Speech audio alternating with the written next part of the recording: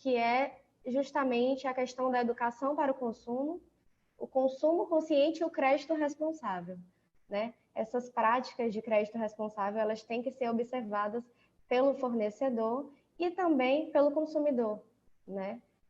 E ter realmente esse prazo de reflexão é muito importante para que o consumidor possa refletir sobre as suas escolhas e sobre o que está consumindo, sobre o crédito que lhe é apresentado.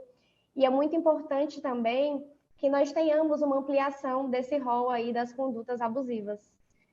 Porque, apesar de nós sabermos que essas práticas elas são constantes, a gente precisa, no nossa legislação brasileira como um todo, que tudo esteja escrito, né?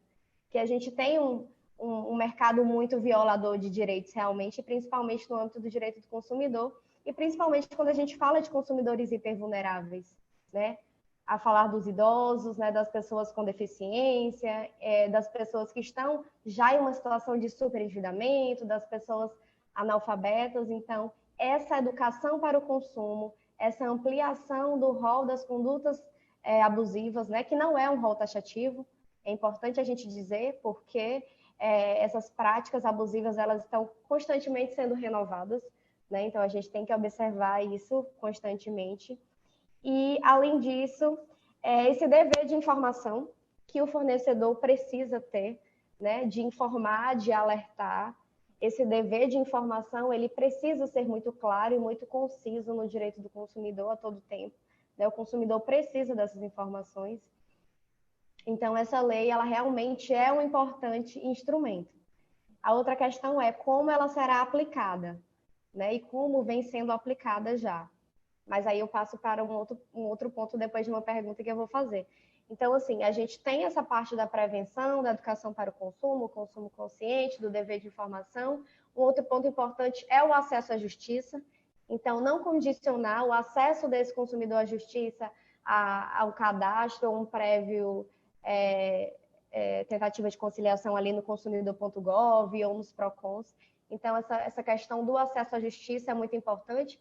Foi até trabalhado pela Comissão Nacional, né, ano passado, esse acesso à justiça que é tão importante para o direito do consumidor. E nós estávamos tendo, inclusive, aqui no Maranhão, muitos problemas relacionados a essa prévia utilização do consumidor.gov para que, então, o consumidor pudesse ter acesso e reclamar o seu direito judicialmente. Nós tivemos muitos problemas, né, de aplicação, porque determinadas unidades estavam aplicando isso a rigor. Então, para você conseguir ajuizar uma ação judicial, você precisaria necessariamente passar pela via administrativa. Então, essa questão do acesso à justiça é muito importante também para assegurar os direitos do consumidor.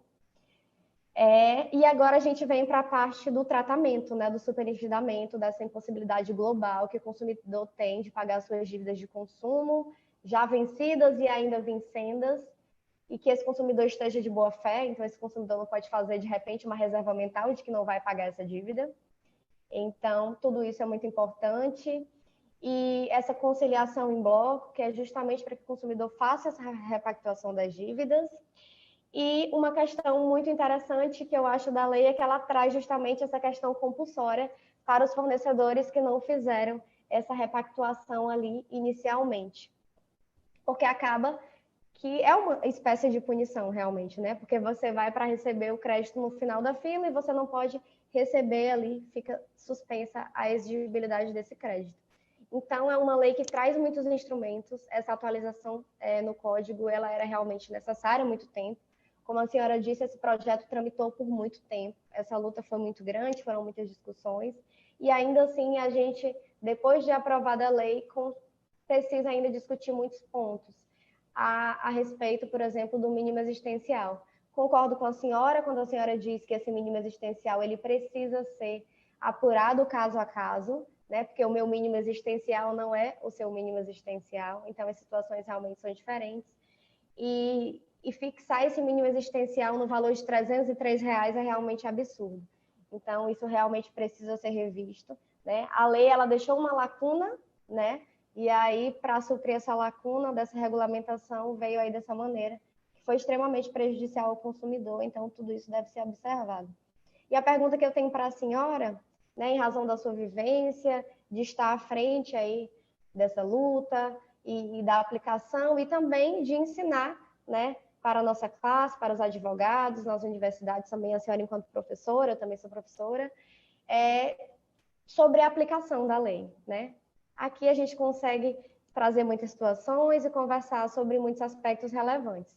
Mas na prática, a senhora tem visto já, na prática, a efetividade da lei do superendividamento, dessa conciliação, dessa repactuação, de algum resultado positivo para os consumidores, né? É importante dizer que não é só positivo para o consumidor, é positivo também para o fornecedor, que a gente não está falando de perdão de dívida, a gente está falando de repactuação, né? Então, esse fornecedor ele vai receber esse crédito, né? Só de maneira ali a respeitar um mínimo existencial do consumidor.